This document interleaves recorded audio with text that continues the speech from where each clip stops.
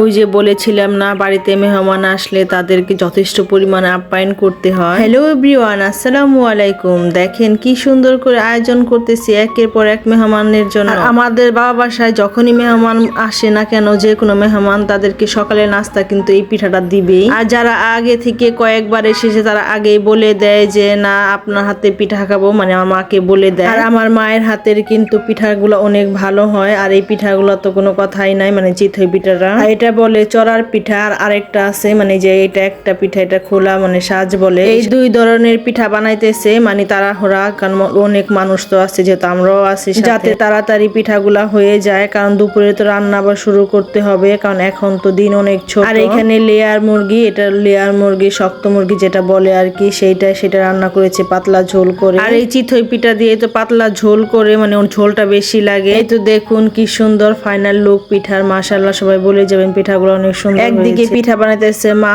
আর অন্যদিকে বাবিরা এইগুলা সব ভিজাইতেছে দুপুরে রান্নার জন্য। পিঠা বানানো হয়ে গেলে ওই জ্বালানো চুলায় আবার দুপুরে রান্না বসাই দিবে। আর এই তো এরই মাঝে কিন্তু আমিও নিজেও খেতে বসছি। পিঠা দেখে তো আর লোভ সামলাতে পারলাম না, তাড়াতাড়ি বসে গেলাম। পিঠা তো গরম গরম খেতে মজা। আর এদিকে রুমের ভিতরে সবাইকে খাবার দেওয়া হয়েছে মেহমানদের।